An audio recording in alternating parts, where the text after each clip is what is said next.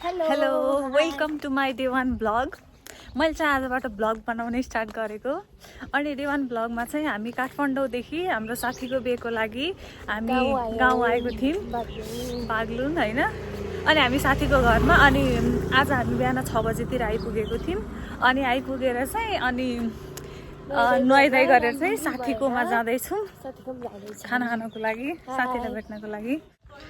अब हामी यहाँ जाँदैछौँ। अब यहाँ आन्टीहरू बेमा हिँड्ने जस्तो लाग्यो, हजुरआमा पनि बेमा हिँड्ने जस्तो लाग्यो। कहाँ हिँड्नु हो त नि हजुरहरू? हामी त्यहाँ सजनीको घर बुढा र हरिदाई कहाँ सजनीको बिहा हो भन्थे, त्यही भएर यसो कसारबाट हेर्ने बेला भयो भन्दै तपाईँहरू कता गएर आउनु भएको? हामी पनि बेमा घर आएको, सजनीतिर आएर हामी नि घर आएको। जाने भन्ने आइछ तर गइन होला। ल त नि हजुरआमा पनि बेमा हिँड्नु है। यो चाहिँ मेरो साथीको घर, ऊ चाहिँ बेहुली, अनि यहाँ चाहिँ कसारबाट हुनुहुन्छ।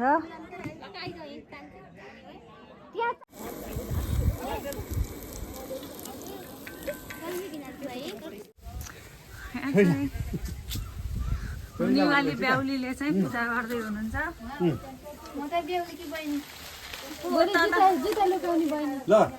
तँलाई चाहिँ हामी चिन्दैन है बहिनी। यहाँ पूजा हुँदैछ। उत्तरायण भालुन बानपानगरपान्तर्गत भैरिम थान कोट ग्रामे सा लक्ष्मीनारायण निकट साधि सुबने ग्रामे तत् बौद्धवतारे शिक्षालिवान सुषमते न बौद्धवतारे नक्षत्र अमुक पक्षे फाल्गुन मासे कृष्ण पक्षे।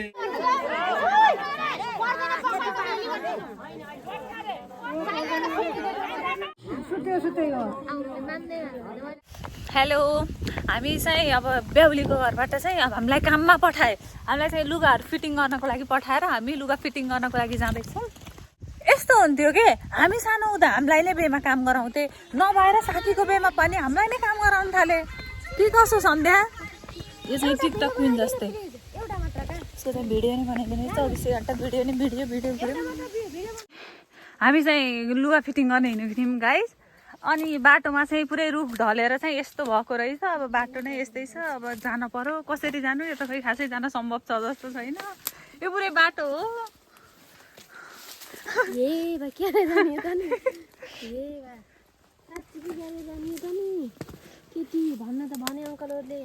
अब चाहिँ चप्पल चाहिँ फुकालेर जानुपर्छ।